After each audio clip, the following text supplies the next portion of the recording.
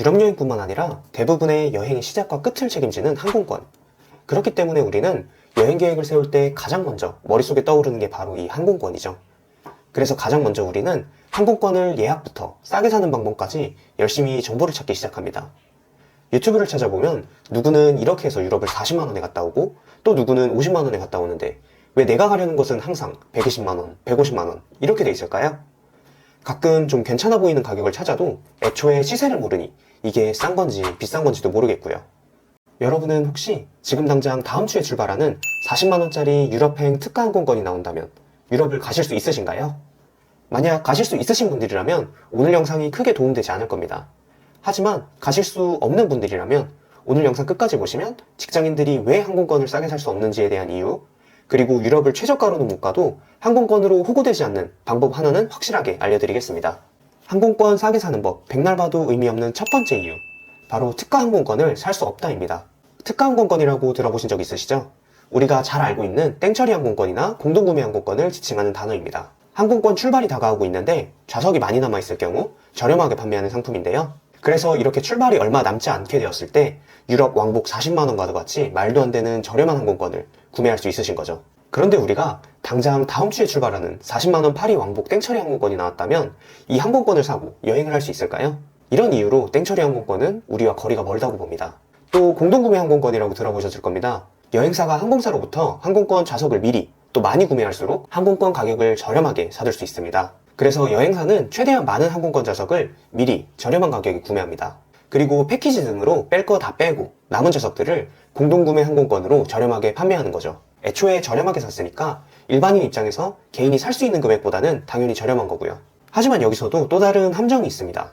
바로 최소 출발 인원인데요. 이런 항공권 특징이 인기가 없는 비수기, 휴가를 쓰기 애매한 시점 등 잘 안 팔리니까 저렴하게 내놓은 것입니다. 내가 휴가를 내고 이 항공편을 샀어도 최소 출발 인원이 차지 않으면 해당 티켓은 취소가 되어버립니다. 겨우겨우 열흘치 휴가를 올려서 승인까지 받았는데 기한 내에 최소 출발 인원이 안 차서 항공권이 취소된다면 이미 써놓은 내 휴가 어떡하실 건가요? 또한 여행사에서도 패키지 상품을 팔기 위해 구매한 항공편 일정이기 때문에 인, 아웃 도시가 고정되어 있으며 날짜도 조정할 수 없습니다.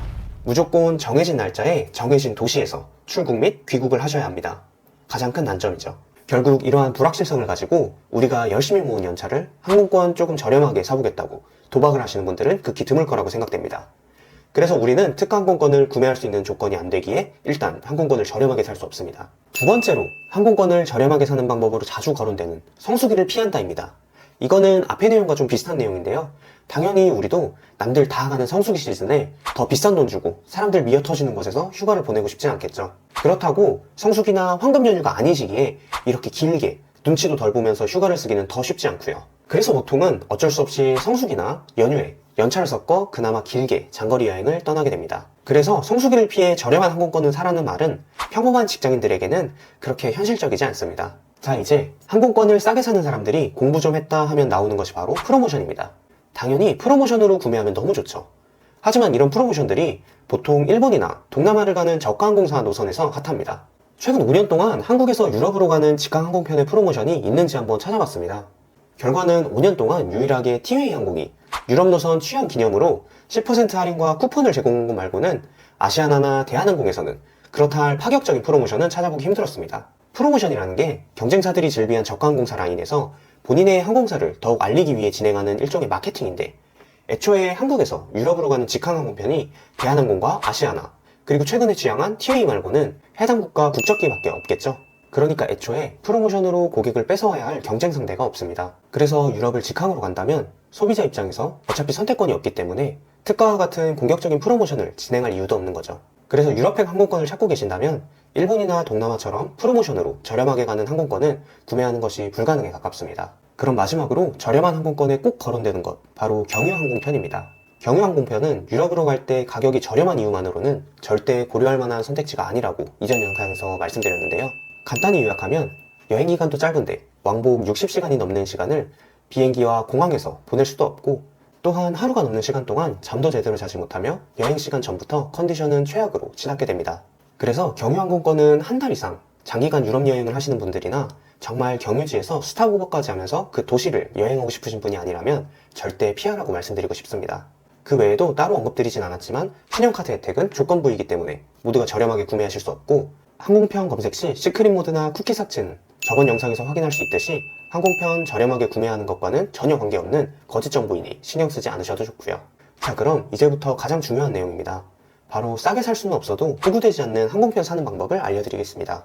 저는 직업 특성상 대부분 유럽행 항공사와 항공권의 평균적인 시세를 알고 있지만 처음 가시는 분들이 이걸 알 수 있을 리 만무하겠죠. 그럴 때 추천드리는 것이 바로 구글 플라이트입니다. 우리는 특정 날짜에 휴가를 내기 때문에 특정 항공권만을 선택할 수밖에 없을 확률이 큰데요. 구글 플라이트의 가장 좋은 기능은 구글 플라이트 내에 내가 선택한 항공권을 최대 60일 동안 가격 변동 정보와 함께 해당 항공권의 가격을 추적해 두시면 저렴하게 살 수 있는 시기가 왔을 때 연락도 받을 수 있다는 점입니다. 백문이 불여일견, 제가 어떤 식으로 항공권을 예약하는지 한번 보여드리도록 하겠습니다. 연차를 모으고 모아 주말을 끼고 열흘간 파리를 간다고 해볼게요. 구글 플라이트를 보면 이런 화면을 보실 수 있으실 텐데요. 출발과 도착 일자는 성수기가 시작되기 전이라 사람은 덜 붐비면서 여행하기에 딱 좋은 날씨인 4월로 하겠습니다. 다음 화면으로 넘어가 보면 날짜표라는 것을 보실 수 있는데요. 클릭을 해보시면 내가 구매하려는 날짜 기준으로 다른 날짜에서는 최저가로 얼마에 항공권을 구매할 수 있는지도 한눈에 볼 수 있습니다. 제 일정 기준으로는 하루 빨리 출발하거나 하루 늦게 출발하면 약 34만원 정도를 아낄 수 있네요.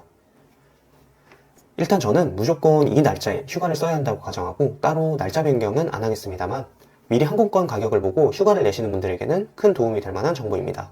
그리고 당연히 경유는 제외하고 직항으로 저는 대한항공을 선택하겠습니다. 그리고 다음 페이지로 넘어가게 되면 이런 화면이 나옵니다. 먼저 하단으로 내려가면 유사한 항공권의 평균 가격을 안내해주며 현재 가격이 어느 정도 가격인지도 알 수 있게 해줍니다.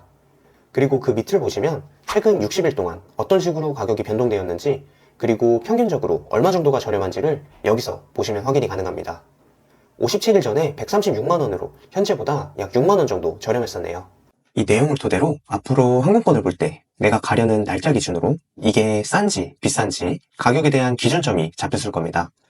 그리고 만약 지금 내가 본 항공권이 평균가 대비해서 아직 구매하기엔 비싼 것 같다면 상단에 이 가격 추적 버튼을 누르시면 가격이 변동될 때 메일로 알람이 오게 됩니다.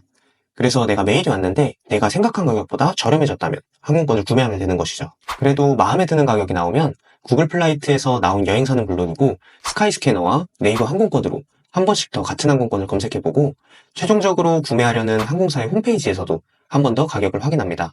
그리고 구글 플라이트, 스카이스캐너, 네이버 항공권에서 나온 최저가 항공편들은 해당 여행사 사이트에 들어가서 꼭 구매 마지막 단계까지 진행 후 결제 전 최종 금액을 확인해야 합니다.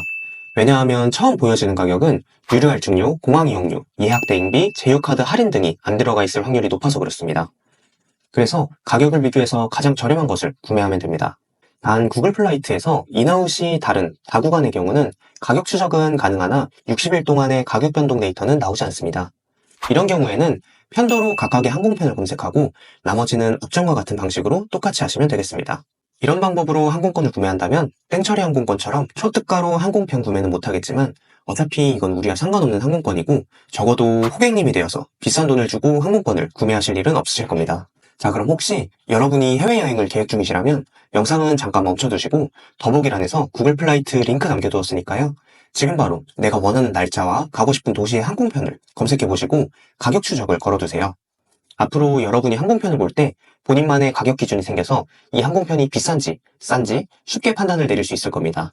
그리고 항공편을 구매하고 나서 가장 중요한 한 가지가 있습니다. 항공편을 구매한 이후로는 다시는 항공편을 검색하지 않는 것인데요. 괜히 궁금해서 검색했다가 내가 산 금액보다 더 싸져 있으면 마음만 아픕니다. 굳이 판도라의 상자를 열지 마세요. 유럽 여행이라는 주제로 여행 커뮤니티와 카페를 보면 정말 사소한 실수 하나로 여행에서 크게 손해봤다던 이야기들이 자주 올라옵니다. 정말 간단한 정보 하나를 알고 모르고의 차이로 인해 큰 돈과 시간을 투자해서 간 유럽 여행에서 금전적으로든 정신적으로든 피해를 보고 후회를 했다는 이야기를 보며 조금만 알아보면 이런 피해는 방지할 수 있었을 텐데 참 안타깝다는 생각만 들었습니다. 우리가 아프면 병원에 갑니다. 병원에 가서 진찰을 받고 5분이면 병명과 함께 처방전을 받을 수 있죠. 의사의 지식으로는 이 환자가 어디가 아프고 어떻게 해야 하는지 간단한 진료만으로도 너무나도 간단하게 알 수 있지만 의학적 지식이 없는 우리가 병원을 가지 않고 혼자서 아픈 것을 치료해 본다면 이 병을 고치기 위해 얼마나 많은 시간이 들어갈까요? 심지어 민간요법을 믿고 따라했다가 역효과가 나서 더 아플 수도 있지 않을까요? 마찬가지입니다.